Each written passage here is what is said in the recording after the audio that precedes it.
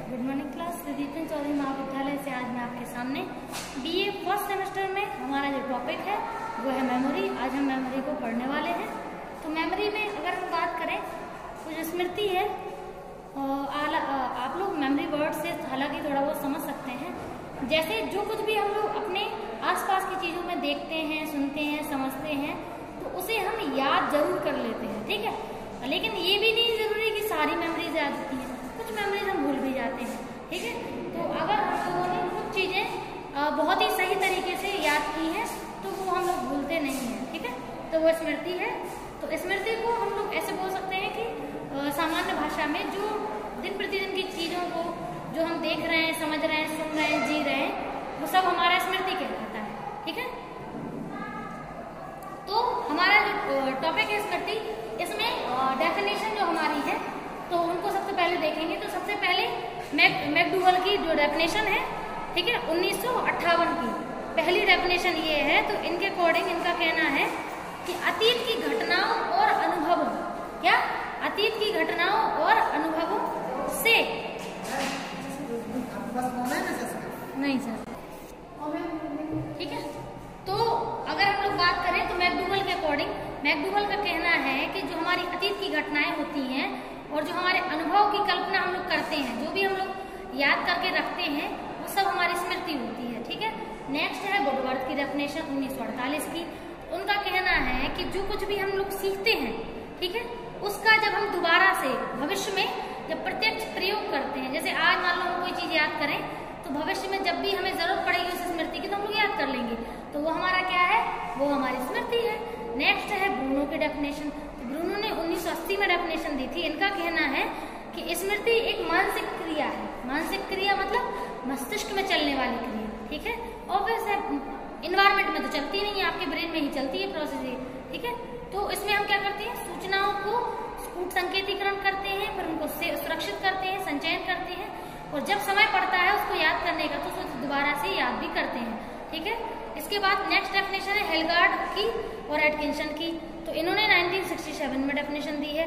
इनको भी सिंपल सा है कि जो पहले से हम लोग चीजें सीखी हुई होती हैं, वर्तमान में उनका हम लोग जब प्रयोग करते हैं किसी भी काम के लिए तो वो हमारी स्मृति कहलाती है, ठीक है। अब हम बात करें अगर अवस्थाओं की, तो हमारी 3 अवस्थाएं होती है स्मृति की, ठीक है। फर्स्ट जो स्मृति की अवस्था है वो है हमारी कूट संकेतीकरण। कूट संकेतीकरण का मतलब होता है चीजों को छोटे रूप में याद करना, ठीक है।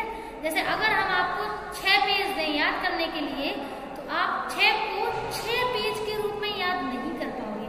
आपसे हम ये बोले कि आप तो एज इट इज लिखो, जैसे उसमें शब्द लिखिए डिट्टो बिल्कुल वैसे के वैसे लिखो, तो कोई नहीं कर सकता ऐसा। तो हम क्या करते हैं, उन 6 पेज में जो मेन पॉइंट होते हैं उन मेन पॉइंट को याद करते हैं, ताकि भविष्य में जब हमें इस क्वेश्चन का आंसर लिखना हो तो उसको मेन पॉइंट से हम याद कर पाए कि हमें इसको ये चीजें लिखनी है। तो यानी कि बड़ी चीजों को छोटे रूप में लिखना, उसे कूट संकेतीकरण कहते हैं, ठीक है। कूट करना, कूट मतलब कोडिंग देना होगा, ठीक है।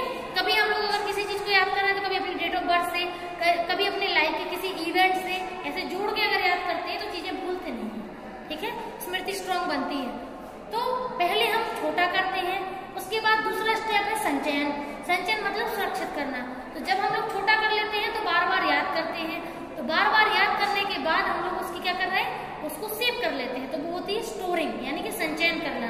और लास्ट है पुनः स्मरण, यानी कि 2 दिन 4 दिन बाद हमसे वही चीज पूछी जाए तो हम उसको याद करने की कोशिश करते हैं कि हाँ ये चीज हमने ऐसे सुरक्षित की थी, तो पूरा आंसर दे देते हैं, जैसे भी आपको आए वो दे देते हो, तो वो होता है रीट्राइव। जैसे अभी आप एग्जाम के लिए पढ़ोगे तो एग्जाम की तैयारी के लिए आप पहले एनकोडिंग करोगे, छोटा छोटा करोगे, फिर आप उसे याद करोगे, तो जब एग्जाम देने बैठोगे तो अगर वही क्वेश्चन आ जाएगा तो आप उसे लिखने की कोशिश करोगे, तो वो पुनः स्मरण होता है, ठीक है। तीनों का स्टेप, यही 3 क्रियाएं हैं जिसमें हम मेमोरी को बनाते हैं, सुरक्षित करते हैं। फिर है प्रकार, कितने प्रकार की स्मृति होती है, 3 प्रकार की। पहली है SM सेंसरी मेमोरी, दूसरी है STM शॉर्ट टर्म मेमोरी, और तीसरी है LTM लॉन्ग टर्म मेमोरी, ठीक है। शॉर्ट में बोलते हैं इनको ऐसे। हिंदी में संवेदी स्मृति, लघुकालीन और दीर्घकालीन, ठीक है। संवेदी स्मृति कौन सी होती है, जिसको आप केवल जो सूचना केवल आपके बाहर की सूचनाएं आपके केवल मस्तिष्क तक पहुंचती हैं वो संवेदी स्मृति कहलाती है। जैसे अगर हम आपके सामने से कोई भी चीज ऐसे दिखा के ऐसे हटा दें, आप देख ही नहीं पाए क्या था, लेकिन आप ये बता दो कि कुछ था, तो कुछ था वो सेंसरी मेमोरी है। कुछ यानी कि आपको सेंसेशन हुआ है, आपको संवेदना हुई है कि कोई तो चीज थी जो आपके सामने से गुजरी, यानी कि आप अगर उसको ये बता, जैसे अगर धीमे धीमे धीमे आपके सामने से ले जाए तो आप बता दोगे ये क्या है, तो इसका मतलब वो स्मृति संवेदी से होकर के एसटीएम तक पहुंच गई। कहां तक पहुंच गई? एसटीएम। एसटीएम में जो एसएम होती है, एसएम 3 सेकंड की होती है, उसकी अधिकतम समय सीमा 3 सेकंड होती है, और जो एसटीएम होता है उसकी अधिकतम समय सीमा होती है 30 सेकंड, आधा मिनट। आधा मिनट से ज्यादा अगर आप याद करोगे तो वो लॉन्ग टर्म में चली जाती है, ठीक है। और उसके बाद अगर आप जो चीज हमेशा बनी रहती है, जैसे आज आप लोग यहाँ बैठे हो, आपको घर से आते जो कुछ भी आपने किया होगा आपको याद होगा, लेकिन वही सेम चीज अगर रूटीन हम 4 दिन पहले का पूछे तो भूल जाओगे। अगर हम ये पूछे 10 दिन पहले कौन सी सब्जी खाई थी, नहीं बता पाओगे। लेकिन अगर ये पूछे कि अपने बर्थडे वाले दिन क्या खाए तो बता दोगे, लास्ट बर्थडे वाले दिन। तो ये क्या है, आपकी वो स्मृतियां जो आपको अच्छे से याद है तो बता दोगे। और आपने एसएम से एसटीएम तक जाने दी, जो आपको याद है, आपने उसको एलटीएम में नहीं जाने दिया। 10 दिन पहले पुरानी वाली सब्जी को आपने एलटीएम तक जाने ही नहीं दिया। अगर आपको ये पहले से पता होता कि हम आपसे कल ये क्वेश्चन पूछने वाले हैं या 10 दिन बाद ही पूछेंगे कि 10 दिन पहले क्या खाया था, तो तुम याद कर लेती उसको, तो एलटीएम में चली जाती, वो आंसर दे देती। और चूंकि जब आपने वो एसएम और एसटीएम तक रहने दिया उन चीजों को, और 10 दिन बाद हमने पूछा कि बताओ 10 दिन पहले क्या खाया था, आपने एलटीएम तक जाने नहीं दिया उसको। जब एलटीएम तक जाने नहीं दोगे तो आंसर कहां से मिलेगा? एलटीएम से ही तो मिलेगा, ठीक है। कोई चीज अगर आपके घर में होगी तभी तो आप घर में से दे पाओगे उसको, अगर आपके घर में होगी ही नहीं तो कैसे दे पाओगे? समझ में आई? तो वही एसटीएम और एलटीएम होता है। एलटीएम वो मेमोरी होती है जो जीवन भर की सुरक्षित रहती है, लेकिन हर चीज जीवन भर की सुरक्षित कोई नहीं रख पाता है। इतना मस्तिष्क में स्पेस नहीं है, इतना स्पेस तो है कि अपन लोग बहुत सारी चीजें सुरक्षित रख सकते हैं। जैसे आपको, जैसे मान के चलो आज से जब आप लोग पहली बार स्कूल गए होंगे हो सकता है वो स्मृति याद हो, जब आपके भाई बहन आपके साथ पहली बार स्कूल गए होंगे हो सकता है वो स्मृति भी याद हो, लेकिन पर डे याद नहीं हो सकता, इतनी स्मृति अच्छी नहीं होती, क्योंकि सब कुछ याद नहीं रख सकते ना अपन, ठीक है। बहुत कुछ याद रख सकते हैं लेकिन सब कुछ नहीं रख सकते हैं, तो क्योंकि इम्पोर्टेंट नहीं है ना। जो चीजें इम्पोर्टेंट होगी वो याद होगी। अगर कोई ऐसा इंसिडेंट जो आपको बहुत अंदर तक हिला के चला गया वो आप कभी नहीं भूल पाओगे, उसको याद करने की भी जरूरत नहीं, वो याद हो गया है क्योंकि वो आपके इमोशन से जुड़ा हुआ है, ठीक है। तो इमोशन से अगर जुड़ा हुआ है तो वो सीधे डायरेक्ट एसएम एसटीएम से गुजर के सीधी फेंक जाती है कहाँ पे? एलटीएम।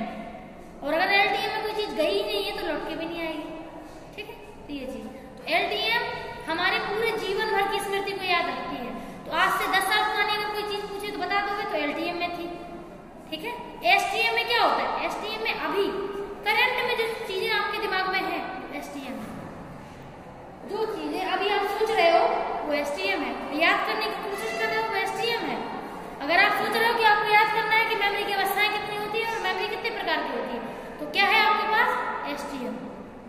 जब एसटीएम से याद कर लोगे तो वो एलटीएम में चली जाएंगी, जब पेपर में लिखोगे तो वो एलटीएम से वापस एसटीएम में आ जाएंगी, क्योंकि सब कुछ एसटीएम में ही होता है। ये पूरा काम जितना होश और हवास में जितना काम चल रहा है वो सब एसटीएम में चल रहा है। एलटीएम से ले सकते हैं, एलटीएम में भेज सकते हैं, लेकिन एलटीएम उठा के एसटीएम में नहीं रख सकते।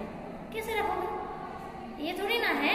एलटीएम तो जो गुजर चुका वो एलटीएम है, उसमें बहुत सारी चीजें आप बता सकते हो, ठीक है। तो इतना आपका ये 3 टाइप है। एसएम 3 सेकंड से कम की होती है, एसटीएम 30 सेकंड से कम की होती है, और एलटीएम आपके पूरी लाइफ टाइम की मेमोरीज याद रखता है, लेकिन केवल वही जो इम्पोर्टेंट होती है, ठीक है।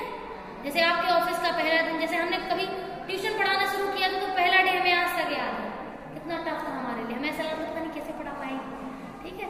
कॉलेज का पहला दिन सभी को याद है, इंटरव्यू वाला दिन सभी को याद है, ऐसे दिन याद रहते हैं, लेकिन जो रैंडमली चले आते हैं जो रोज चले जाते हैं वो याद कोई नहीं रख पाता, ठीक है, क्योंकि इतनी भी स्पेस नहीं है मेमोरी में, क्योंकि फिर अगर इतना कुछ याद रखेंगे तो फिर आगे की स्मृतियां हमें तो याद करनी है, ठीक है। तो ये 3 प्रकार की ऑल ओवर मेमोरीज हैं इसके बाद हम लोग विशेषताएं वगैरह देखेंगे।